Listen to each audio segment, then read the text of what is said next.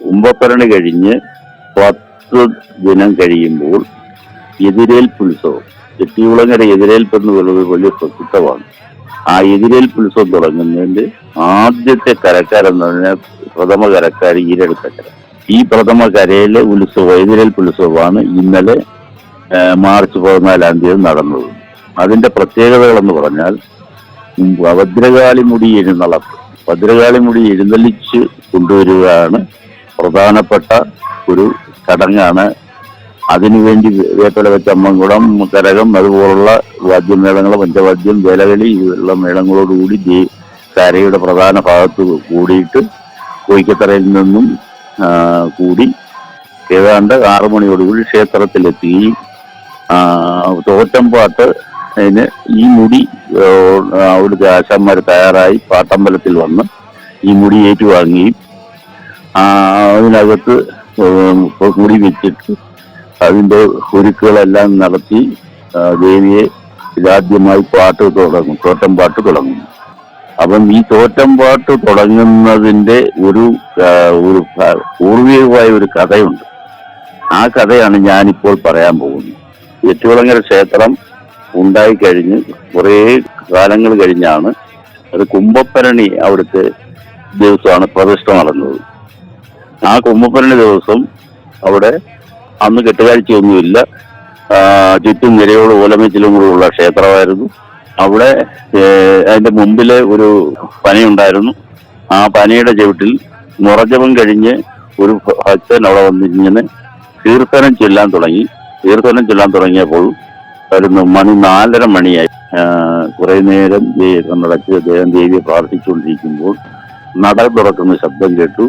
ഒരു ചിലമ്പിന്റെ ശബ്ദം കേൾക്കുന്നു. അദ്ദേഹം ഇങ്ങനെ കണ്ണടച്ചിരുന്നു.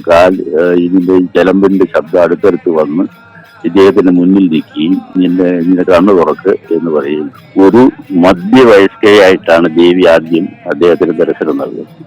ഇനി എന്നെക്കുറിച്ച് പാട്ടുപാടാൻ പറഞ്ഞെന്ന് അദ്ദേഹം പറഞ്ഞു, ക്ഷമിക്കണം, എനിക്ക് മനസ്സിലായില്ല എന്ന് പറഞ്ഞ് ഞാൻ എന്ത് പാട്ടാണ് പാടണ്ടേ എന്ന് ചോദിച്ചു. അപ്പൊ അദ്ദേഹത്തിന് ഇത് പിന്നെ ഒരു സാധാരണ സ്ത്രീയല്ലെന്നൊരു തോന്നലുണ്ടായി. അപ്പം ഉടനെ എന്റെ നാക്കിനായിട്ട് കയ്യിലൊരു നാരായം വന്നു.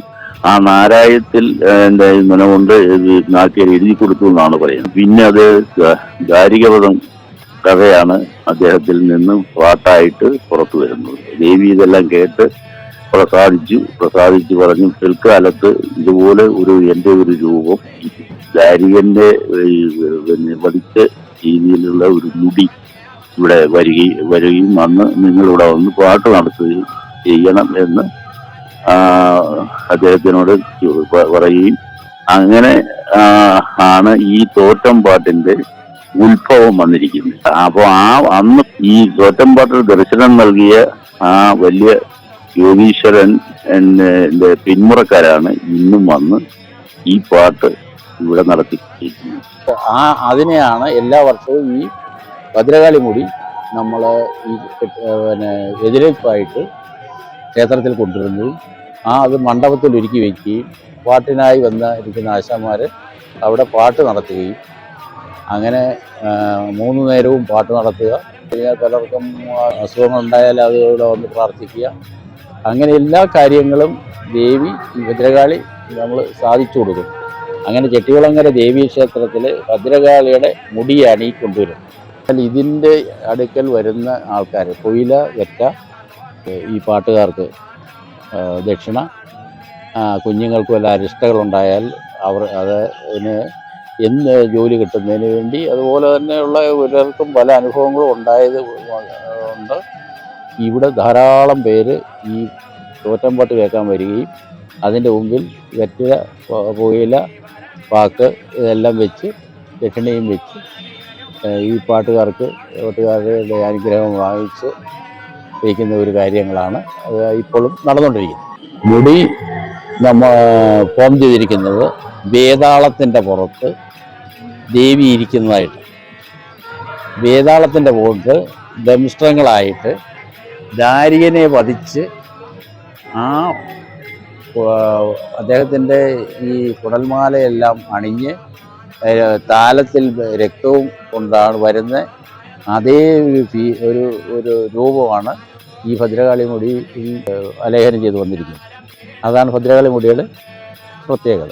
അതിൽ നാഗങ്ങൾ, ചുറ്റിനും നാഗങ്ങൾ, അതുപോലെ തന്നെ ഈ ദേവി ദാരിവധം കഴിഞ്ഞപ്പോൾ മേഘത്തിൻ്റെ നിറമായിരുന്നു എന്നാണ് പറയുന്നത്. അതേ നിറത്തിലാണ് നമ്മളിവിടെ ഈ ഭദ്രകാളി മുടി എല്ലാം ചെയ്തിരിക്കുന്നതും.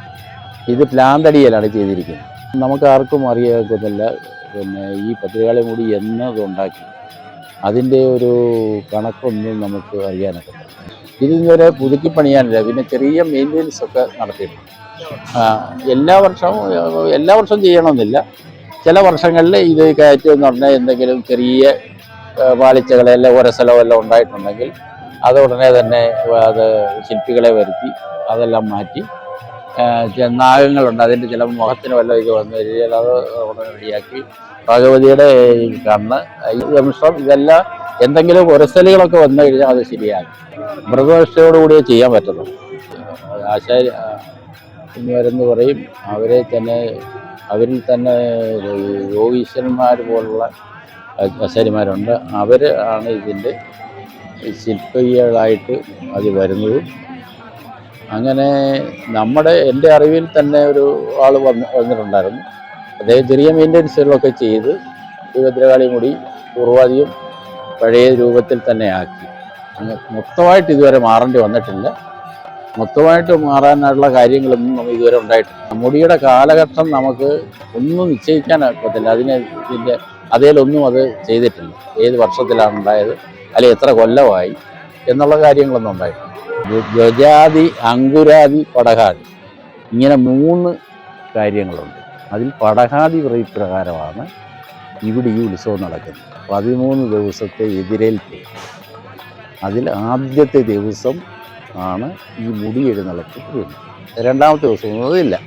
അപ്പോൾ അങ്ങനെയാണ് ഈ മുടിയെഴുന്നള്ളത്തിൻ്റെ പ്രാധാന്യം. ഈരേഴുതക്കരയുടെ ഒരു വലിയ പ്രാധാന്യമാണ് ഈ മുടിയെഴുന്നള്ളത്ത്. ഈ ഭദ്രകാളി മുടിക്ക് മുമ്പിൽ നമ്മൾ ഏതെങ്കിലും അതിൽ അസുഖങ്ങളോ കാര്യങ്ങളോ ഉള്ളത് വെറ്റയും കുയിലയും പാക്കും വെച്ച് ദക്ഷിണയും വെച്ച് പിന്നെ അവിടെ പ്രാർത്ഥിക്കുക.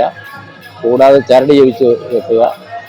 അതുപോലെ തന്നെ പിന്നെ ഈ പാട്ടുകാർക്ക് പിന്നെ മുണ്ടും നേരിയത്, അതുപോലെ തന്നെ പിന്നെ വെള്ളി നൂല്, സ്വർണ്ണ നൂല് ഇതെല്ലാം കൊടുക്കുക. 14 തൊട്ട് 13 ദിവസം വരെ ഭക്തജനങ്ങൾക്ക് തൊഴാം. അത് എപ്പോൾ വേണമെങ്കിലും തൊഴാം. ഈ ക്ഷേത്ര നട അടച്ചാലും ഇത് തുറന്നിരിക്കും.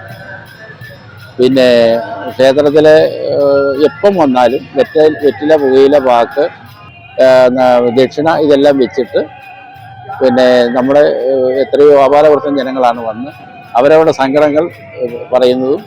അങ്ങനെ മിക്കവാറും ആളുകൾക്ക് എല്ലാ സങ്കട പരിഹാരം ദേവി ചെയ്തുകൊണ്ടായിരിക്കുന്നു. അപ്പം അതാണ് മുടിക്ക് മുമ്പിലുള്ള ദക്ഷിണ കാര്യങ്ങൾ. ഇതെല്ലാം വളരെ അർത്ഥവത്തായിട്ട് ഇന്ന് വരെയും മുടങ്ങാതെ ഇത് നമ്മൾ നടത്തിക്കൊണ്ടിരിക്കുകയാണ്. എവിടും ദൂരദേശങ്ങളിൽ നിന്നൊക്കെ ഈ മുടി എഴുന്നള്ളത്ത്, ഈ തോറ്റമ്പാട്ട് ദർശിക്കാൻ ആൾക്കാർ വരുന്നുണ്ട്. അപ്പോൾ അങ്ങനെ ഇവിടുത്തെ എതിരേൽപ്പ് ഉത്സവത്തിനാണ് ഇതിൻ്റെ പ്രാധാന്യം നമ്മൾ കൊടുക്കുന്നത്. ഇത് 13 ദിവസം വരെയും ഈ പാട്ടുണ്ടാകും. പാട്ട് കഴിഞ്ഞ് 13ാമത്തെ ദിവസം ഈ പാട്ട് നിർത്തിക്കഴിഞ്ഞാൽ ഇത് ഈ ഭദ്രകാളി മുടി ഇത് ഉടനെ ഇതെല്ലാം മറച്ച് ഇതിനകത്ത് വെച്ച് പിന്നെ ഭദ്രമായി സൂക്ഷിക്കുക. ഇത് പിന്നീട് അടുത്ത കൊല്ലം ശിവരാത്രി നാളിലെ ഈ ഈരേഴുകരയിലോട്ട് കൊണ്ടുപോകത്തുള്ളൂ. അത് കൊണ്ടുപോയി ഇതിൻ്റെ പ്രാധാന്യം എന്ന് പറഞ്ഞു കഴിഞ്ഞാൽ ഇത് മറ്റ് സ്ഥലങ്ങളിലൊന്നും വെക്കാൻ സാധിക്കുകയില്ല. ഇത് വിലപിടിപ്പുള്ള കോടികൾക്കുള്ള കാര്യങ്ങളുമാണ്. അതുപോലെ തന്നെ ഇത് ക്ഷേത്രത്തിൽ തന്നെ ഇരിക്കണം. അങ്ങനെയാണ് ഈ ക്ഷേത്രത്തിൽ തന്നെ ഇത് വെക്കുന്നത്. അത് ഈരേഴുകരയുടെ അവകാശമുള്ള മുടിയാണ്.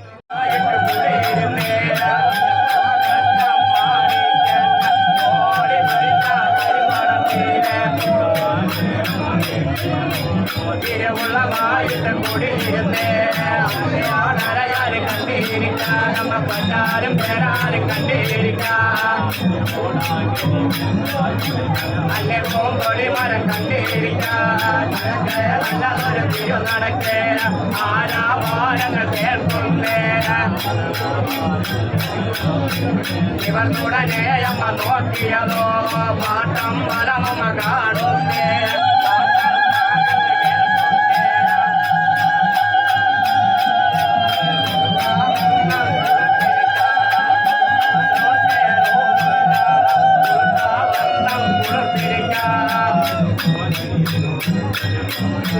പരമേശ്വരി മാതാവേ അതുപോലെ അടിയനു പരം തരിക പരമേശ്വരി മാതാവേ